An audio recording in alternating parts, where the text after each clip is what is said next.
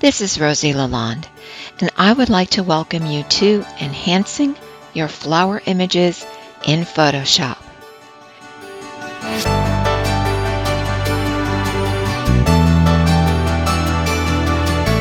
Welcome to another lesson in our series, The Joy of Flower Photography. Today we're going to learn how to begin editing an image along with some of the basics of Photoshop. I will cover layers and how to use them effectively and removing distractions with the spot healing brush and patch tool. So let's begin by opening Photoshop and start creating some layers. Before we create layers, we have to understand something about the background layer that is part and parcel of every image that you will open in Photoshop. I've asked Photoshop to create a new document for me and to make the background layer black. So when I come over to my layers panel, I can see that I have a background layer, it is locked, and it is black. Now, if you have any other version than Photoshop CC, you will find that this lock on the background layer means that you cannot move this layer at all, period, end of case. However, in Photoshop CC 2018, there's a little secret Mickey Mouse handshake that allows you to click and drag, and you will be able to move this background layer. It sees that you're being persistent, you want to move it, and it's going to let you. So it's going to do the work of unlocking the layer and naming it Layer 0. I'm going to go back to where it was locked, and I need to undo my steps. So I'm going to Edit, Step Backward, and now Photoshop has undid my keystrokes, and I have my background layer that is locked again. Let's say I want to put a red rectangle on my background. First thing I want to do is I want to go to the Set Foreground Color and click, and I'm going to choose red and click OK. Now I'm going to go to my Marquee tool, click on Rectangle Marquee tool. I'm going to draw a rectangle. But Rosie, it's not red. And that's right, it's not. We have to do some steps to make it red. The first way to do that is to get our paint bucket. The paint bucket will let us paint with red, and we can click inside the Marquee tool. I want to now deselect the marching ants that were drawn when I made my Marquee tool. So on a PC, I'm going to hold down my Control key. On a Mac, I'm going to hold down Command and touch the letter D for deselect. Now I still have my paint bucket, so I want to get my Move tool. So I'm going to go to my Tools panel and get my Move tool. As you can see, the shortcut for getting your Move tool is to touch the letter V like Victor. Now I have this nice red rectangle that I wanted so badly and put on my background. But I'm working on a project, and you know this red rectangle would look so much better if it was in the bottom right corner instead of the top left corner. But oops, wait a minute. The only thing I can move is the entire layer, because when I created this marquee, I put it on layer 0. Or in some cases, it would be on the background layer if you're not using Photoshop CC 2018. I'm going to undo what I've done. Another way to undo, and the quicker way, is to use the shortcut key, which is holding down Control on a PC, Command on a Mac, touching the letter Z. To continue to move backward, I will add my Alt key on PC or Option key on Mac and continue to touch the letter Z like zebra if you're not using Photoshop CC 2018. The better way to work is to add a layer. Layers are invaluable in Photoshop, and so I'm going to click on the Create a New Layer icon in the bottom of my Layers panel, and it's going to add a layer above my background layer. I still have the color red set as my foreground color. Instead of going up to the toolbar to select my Marquee tool, I'm going to use the shortcut or the letter M and click and drag a marquee. And this time, I'm going to use Alt on PC or Option on Mac and hit my backspace key, or on a Mac your delete key, to fill the marquee with red. Then I'm going to use Control or Command D to get rid of my marching ants, and V to get my Move tool. Now, you can see in my Layers panel that I have a separate layer that has the red marquee on it. I'm going to change this and type red for the layer name. Now, if I go to my layer visibility little eyeball icon here, I can shut this off or on, off or on. And with my Move tool selected, I can click and I can drag my marquee anywhere else. If I want to transform this so that it is tall rather than wide, on PC I would hold down my Control key, on Mac I would hold down my Command key, and then touch the letter T. Control T is going to give me a selection, and if I come outside the selection, you can see my arrow has turned into a little curve, and holding down the Shift key, I can turn this any way I want. I can move it more. I can also turn without the Shift key, which will give me any portion of an angle. If I want a 45-degree angle and holding down the Shift key, there's 45, there's 0, there's 45, there's 90. I'm going to double-click inside my object to deselect the Transformation Tool bounding box. Okay, I now decide that I'd like to add a green square. So I'm going to change my foreground color to green. Click OK.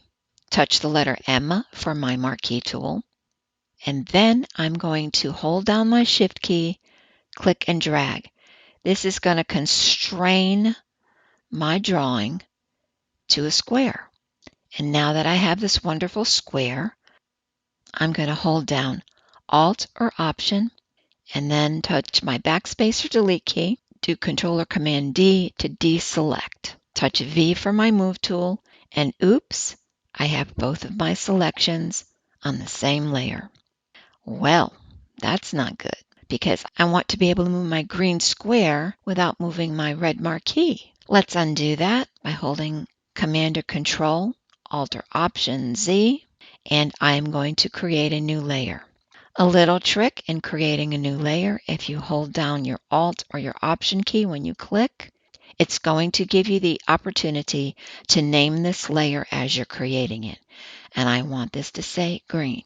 Let's touch the letter M for the marquee tool, hold down the Shift key, draw my square, hold down my Alt or Option key, plus backspace or delete, and now I have my square. Control or Command D to deselect.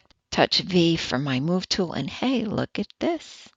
I can move my green marquee anywhere I want. And I'm going to park it on top of my red rectangle. I believe I would like to create a blue circle. I can go to my marquee tool, click Optical Marquee, or using the Shift key with the M key for marquee, it will change from rectangle to the elliptical marquee. I'm going to get a nice blue, but before I do anything else, I want to create a new layer. So holding down my Alt key, I'm going to click Create New Layer, and this is going to be blue. If I click and drag, I'm not going to get a perfect circle unless I hold down the Shift key. So in order to make a circle, I hold down the Shift key. And I'm going to fill this with blue. Touch the letter V to get my Move tool, and I'm going to move my circle. I need one more element, and I would like it to be yellow. I'm going to get a nice yellow. I'm going to create a new layer. I'm going to call this yellow. And I want an ellipse, but I don't want a circle. So I'm going to touch the letter M.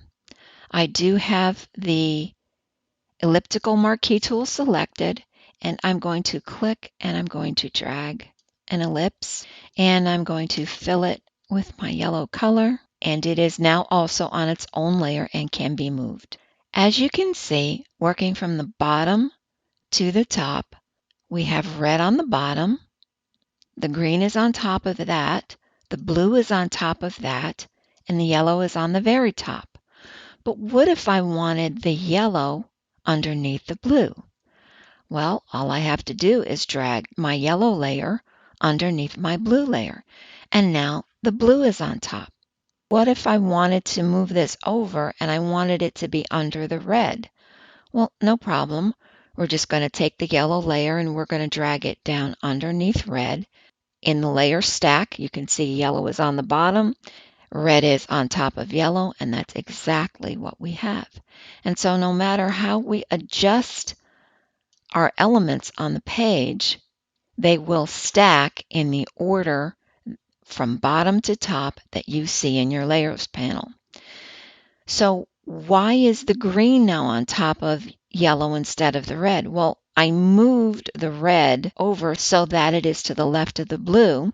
It is not in proximity to the yellow, but what is in proximity to the yellow is my green square. So if I wanted the green square underneath my yellow ellipse, then I would just take and I would drag the layer underneath yellow. So now we have green on the bottom, and when I move it near the blue circle, you can see it's underneath the blue circle as well. This is a really good exercise, and I'm going to encourage all of you to create a blank document in Photoshop and go in and practice creating these objects, putting them on separate layers, and then moving the layer stack so you can see exactly what is happening as you move your layers around. For learning purposes, it is the very best way to learn about layers and how they interact with each other.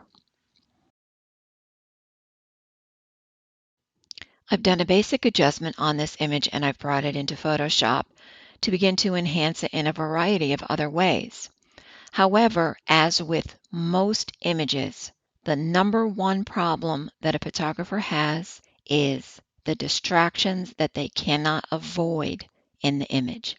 I know where I want to go with this image, I know where I want to take it, but I can't get there unless I remove the distracting cords here and possibly the leaves coming out into the doorway there. We're going to start with the most simple of steps in removing distractions, and that is by using the spot healing brush. But before we do anything, we are going to duplicate our layer. You never ever want to work on the background copy of your image because if you make a mistake, you have nothing to go back and fix. You would either have to revert your image and go back to where you started or close the document without saving and reopen it. Neither of those is an option I want to face when I'm trying to work productively and safely. So the safest thing to do is to duplicate the background layer. You can take your layer and you can drag it down to the new layer icon, which will create a layer, or on your keyboard, you can hold down Control on PC, Command on Mac, and touch the letter J, and that gives you an exact duplicate of your background layer. I'm ready to start using my spot healing brush to clean up the cords in this image. I never start with an edge. I always start somewhere in the middle, making sure that my brush is just a little larger than the object I'm trying to remove. If I need to size my brush, I can use the left bracket key to make the brush smaller or the right bracket key to make the brush larger. I like where I am right now, so I'm going to just test this, click and drag.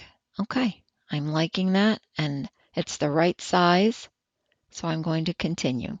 If I find other little distractions while I'm working, I will take them out. When I get close to the edge, I make my image a little larger on my screen. Make sure that I have my edges perfect. I would never drag from the black into the blue in a straight line. We want to give Photoshop the opportunity to make a clean replacement for us. All right, I'm going to take myself back out a little bit. I'm going to make my brush just a little bit bigger. And now I'm going to click and drag. And if I have little leftover distractions that didn't get taken out, I can do that, as well as if I see anything else in the area that I want to remove, I will do that. Holding down my space bar, I'm going to move my image and I'm going to click and drag. The reason I leave my image enlarged when I do this is so that I can see if there are any telltale signs left behind by the content-aware fill. Certainly, I could make my image smaller and make my brush a little larger and do this. It would probably be safe with this particular distraction, but sometimes I feel as though I don't get the best possible cleanup. Now, there's also some distraction here. So I want to introduce you to another tool in the healing panel, which is the patch tool. Now, the patch tool is very good at taking out this type of distraction. And again, I'm not going to start at the edge. I'm going to start in the middle. I'm going to make a selection, and you see how the cursor itself is pointing like, oh, we'll go that way or go that way. Well, you're going to pick something that you feel is a good match because it is going to pick up the texture. And when I'm done with that, I can do more. If I bring it onto this side, it's not going to make it lighter, but it is going to pick up this texture. And sometimes that's not a good thing. So again, watch where you're pulling from to ensure that you're not getting duplicating lines or anything like that either. Okay, I'm going to make my image a little smaller. I'm going to pick up this much. I have a nice clean area here and I'm going to use it. And that's looking good. Okay, so now we've seen two different ways that we can remove distractions. I'm going to open up another image. This image has several challenges. One being that it's got a lot of distractions on the right that I would like to get rid of and eventually will. And it's also very much centered, which I'm not thrilled about. So what I'm going to do is I'm going to duplicate my layer and I'm going to take the top layer and I am going to move it to the right until I can get this image in a place where my leaves are in my lower third. One flower is in the upper right third. Yes, this flower is in the center, but I like where it's positioned and I am going to leave this right here. I'm not going to leave both layers here. I'm going to combine them. So layer 1 is selected.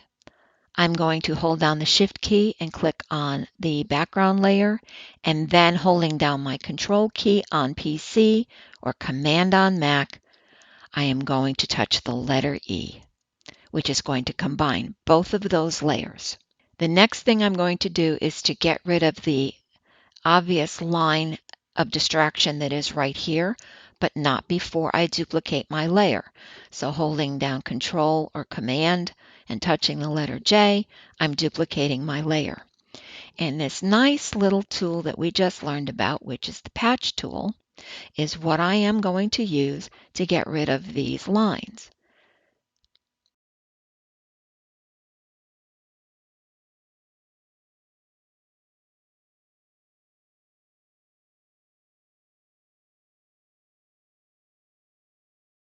I know this background needs help, but I'm going to leave it for now. And holding down the Control or Command key, I'm going to touch 0 to center my image on my page. What I need to deal with right now are the other distractions that are in the flower. So I'm going to go back to my spot healing brush. I'm going to enlarge my view and I'm going to go after obvious distractions that I do not like.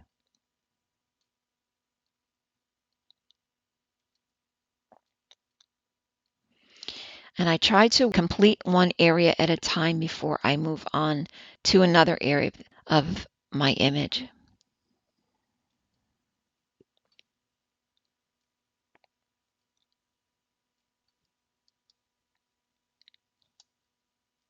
Now, right here we have a little piece of the flower that's going dead.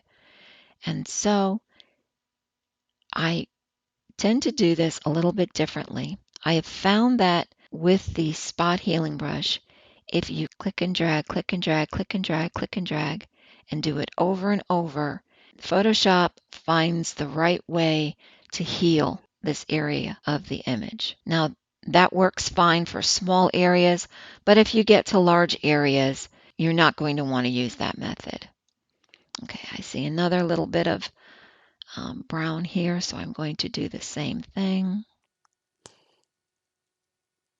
And I do think with the proximity of all of these spots being very close to each other, we may have to go back and do some other type of work here. But for now, this is looking pretty good, especially when you pull out and you look at the big picture.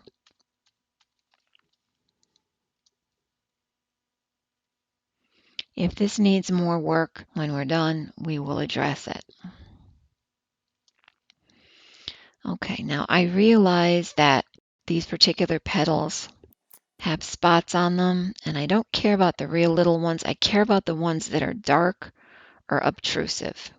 And for sake of time, this movie is being sped up so that you're not sitting here watching every little move I make for 20 minutes.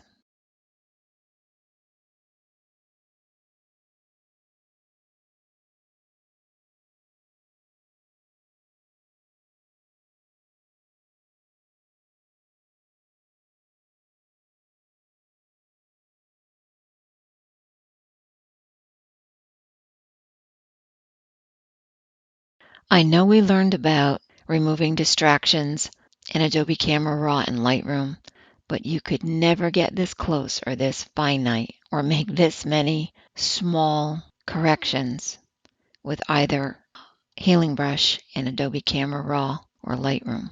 This is where Photoshop really begins to shine. Okay, I'm going to click the visibility off of my fixed layer and look at the difference. We really have a marvelous change here. I would like to thank you for watching this on-demand video, and I trust that you have learned something new that will take your photo enhancement skills to a new level of excellence.